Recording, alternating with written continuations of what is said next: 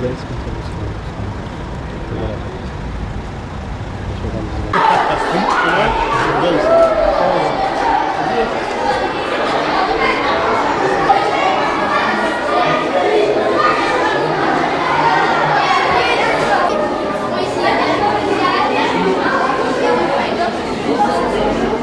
Ma famille elle a quitté le Sénégal un peu comme la plupart des personnes de l'Afrique de l'Ouest qui veulent immigrer en Europe parce qu'ils étaient convaincus qu'ils auraient une vie meilleure. Et bizarrement, nous on n'était pas dans la panade au Sénégal. Hein. Mon père il avait une compagnie de taxi, ma mère avait un restaurant donc on était très très bien. C'est juste ce qui s'est passé, c'est qu'on a pas mal de nos cousins, cousines et autres connaissances qui sont en Europe qui exagèrent un peu sur leur situation. Okay. Après mon père il s'est fait toute une histoire de l'Eldorado français, tu vois, parce que j'ai un oncle qui habite au Muro, et d'ailleurs qui est décédé il n'y a pas si longtemps, paix à son âme, qui lui était chef d'atelier chez Renault, et à l'époque quand j'étais cadre, donc chef d'atelier chez Renault, tu avais une voiture de fonction. Donc il avait commencé à acheter une maison au Muro, donc à crédit, comme la plupart des personnes, de toute façon acheter une maison c'est à crédit. Donc il avait une belle maison, il avait des belles voitures.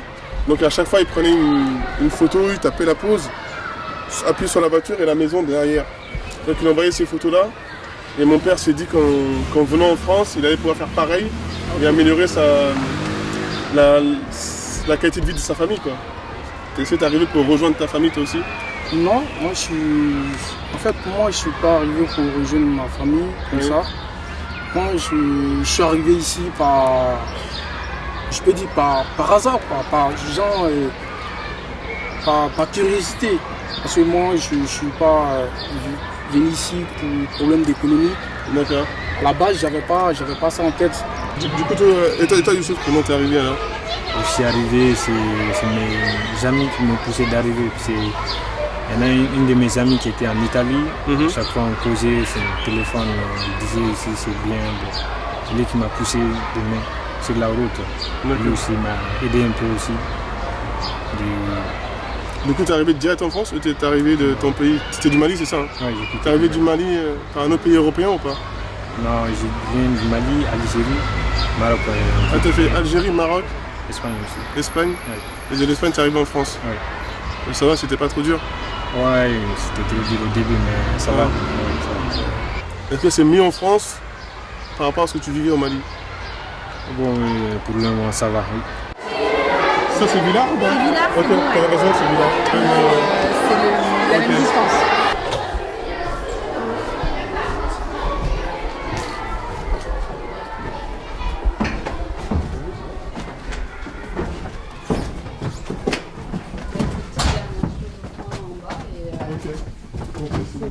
Ça va être bon pour vous alors? Ouais, on y est presque. Ok. C'est juste pour vous dire que voilà, il nous restait un demi-groupe, c'est un tout petit groupe. Et Dans 2 minutes, c'est ça, c'était surtout pour vous rassurer qu'il n'y aura pas de question de retard comme ce matin. Ouais, nickel. Ok. Cool.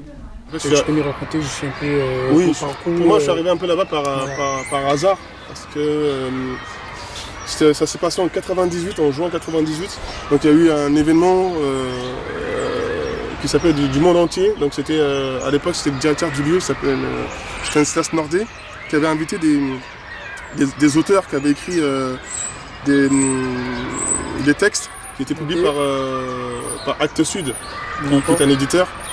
Et, du coup, ils m'ont demandé de venir vous voyez le théâtre Joli Monde là. C'était là. Là, ça appartenait au TGP, ça. Ça appartenait au théâtre Giraffite, donc c'est une annexe. Et comme j'ai grandi ici et que j'étais éducateur dans le quartier, on m'a demandé si je pouvais venir faire de la médiation de la médiation entre guillemets, mais pour moi, je pense que c'était plus de la sécurité qu'autre chose. Ça s'est très bien passé. J'ai pu parler à mes amis qui étaient du quartier pour pas qu'il y ait de bazar, pour que les gens qui venaient assister à ces lectures, à ces représentations, puissent repartir tranquillement sans qu'on leur casse leur voiture, sans qu'ils soient embêtés. Donc ça s'est très très bien passé.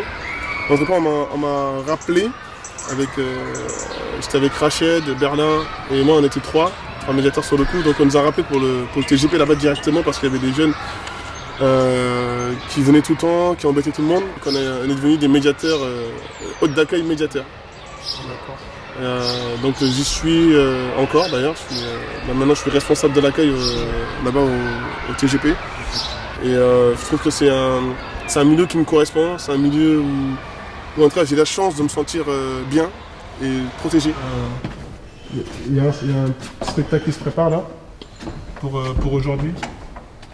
C'est sur 2 jours en fait, c'est une résidence qu'on appelle un compagnonnage. Donc c'est comme un laboratoire en fait, ils travaillent ici, ils créent un spectacle, après ils invitent des professionnels pour leur montrer leur travail. Allô? Oui, je crois que c'est cramé. Est-ce que le théâtre, c'est la population de Saint-Denis sont fréquentes régulièrement là-bas ou c'est la population d'autres départements qui viennent? Ta question est vraiment intéressante parce que, en fait, moi je trouve que là, plus ça va, plus les Dionysiens viennent au théâtre. Genre, les Dionysiens sont les habitants de Saint-Denis. Ok, d'accord. Mais moi, par exemple, en étant plus jeune, j'ai connu ce théâtre que trop tard en fait. Et tu as beaucoup de personnes qui habitent Saint-Denis qui passent devant le théâtre. Et ce théâtre, c'est un gros bâtiment imposant avec des grandes marches comme ça. Quand tu es en bas, tu te sens petit. Tu peux tout imaginer, c'est un immense. Et c'est vrai que quand tu n'es pas invité dedans, quand tu sais pas, tu rentres pas par hasard comme ça. Et ça, moi, c'est quelque chose qui me dérange. Et je te rejoins. Mais il y a un travail énorme qui est fait par le TGP. Vraiment, il y a vraiment des vrais projets pour faire venir les habitants. Il y a même des spectacles qui sont créés avec des jeunes de Saint-Denis, avec des moins jeunes. Enfin, je comprends ta question. En tout cas, moi, il y a un truc qui me dérange, c'est qu'on n'arrive toujours pas à amener assez de Dionysiens pour moi. Tes amis d'enfance, est-ce qu'eux aussi fréquentent le théâtre Gérald Frick? Mes amis d'enfance? Ouais. Non. Je les fais venir. C'est assez rare. J'ai réussi à les faire venir de temps en temps. Mais mes amis d'enfance, ils ne sont pas du tout théâtre, quoi. Parce que je pense qu'il y a une forme de sensibilisation qu'ils n'ont pas eu, quoi. Ils n'ont pas été sensibilisés, ils n'ont pas été... Là, moi je vois que par exemple au théâtre, nous travaillons beaucoup avec les classes. Et moi dans mes souvenirs, quand j'étais enfant, on ne m'a pas amené au théâtre. Ma classe n'allait pas au théâtre en fait. Donc, voilà, du coup, c'est un peu normal, je trouve qu'il n'y aille pas non plus, quoi.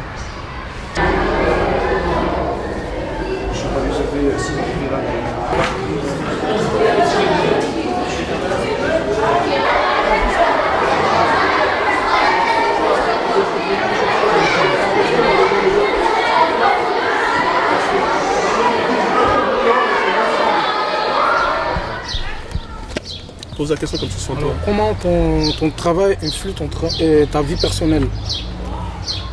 Moi, en fait, ce qui s'est passé, c'est qu'à un moment donné, j'ai eu du mal à... Comme je disais, c'est vraiment un travail que j'aime beaucoup. D'accord. Et je me sens bien, je m'épanouis, c'est un régal pour moi. Et du coup, à un moment donné, tu peux vite te perdre. Tu n'arrives pas à faire la distinction entre ta vie perso et ta vie professionnelle.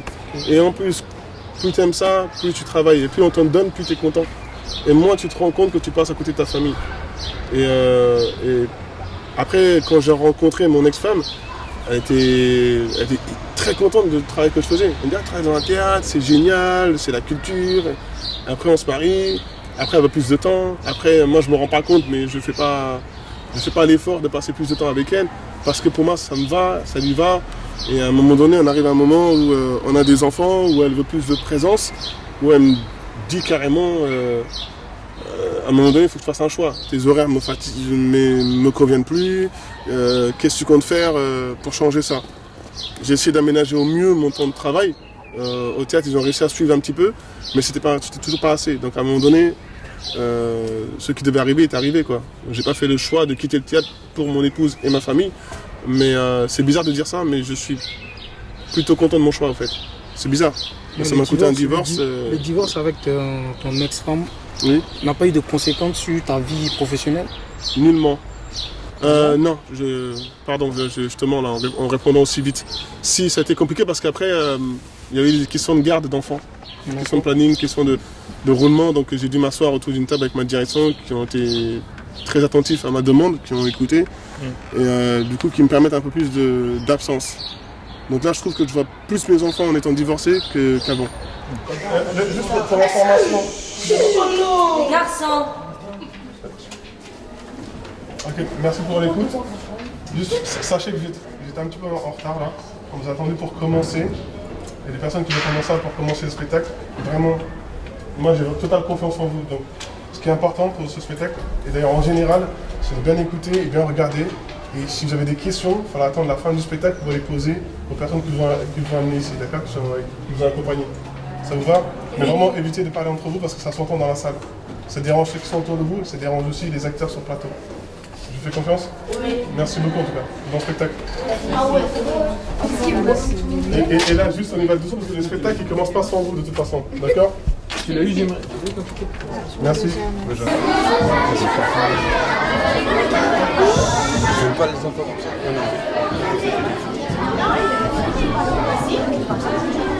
Est-ce que vous allez bien?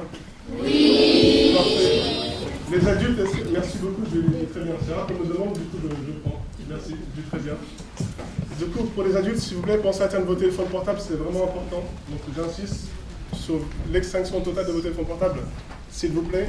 Et pour les plus jeunes, voilà, pour bien profiter de ce spectacle, il faudra bien ouvrir les yeux, bien ouvrir les oreilles, pour vraiment capter tout ce que l'équipe vous propose. Et surtout, s'il vous plaît, vous avez des questions à poser, il faudra attendre la fin du spectacle pour poser toutes les questions que vous souhaitez poser aux adultes qui vous accompagnent. Donc j'insiste vraiment sur le fait qu'il faut éviter de bavarder entre voisins. Merci de m'avoir écouté et un très bon spectacle à tous.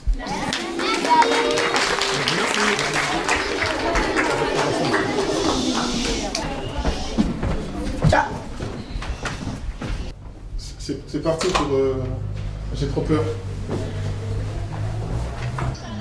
Ibrahim, et le métier que vous exercez, est-ce que ça vous plairait de continuer jusqu'à la vie, de prendre la retraite ou vous aimeriez faire un autre métier après des années passées à faire ce métier-là?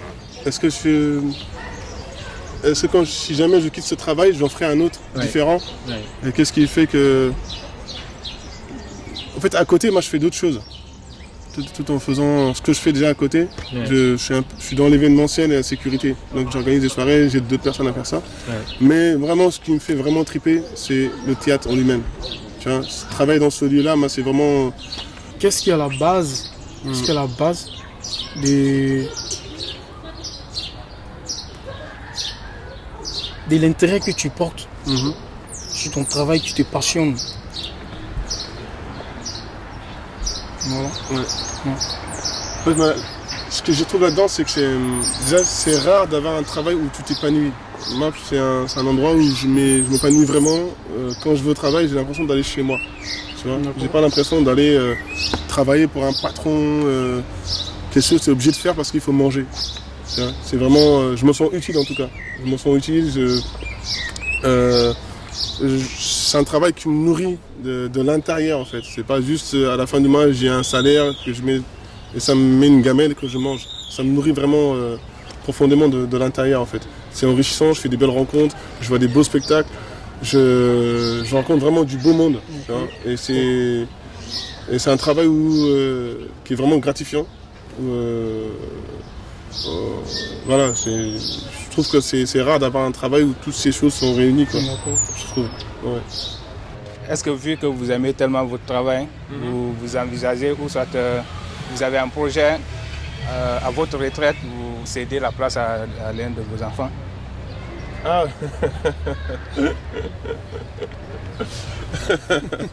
ah non, mais je ne suis pas le roi du TGP. Et j'espère pour eux qu'ils feront autre chose que le travail que je fais, quoi. Même si j'aime beaucoup mon boulot. Ouais. Après, tu n'as pas de vraie vie sociale à côté. Hein. Après, parce que ta vie sociale, elle est dans ton travail. Donc c'est un peu compliqué aussi. Donc, j'aime beaucoup mon boulot et bizarrement, j'aimerais que mes enfants fassent autre chose. Ouais.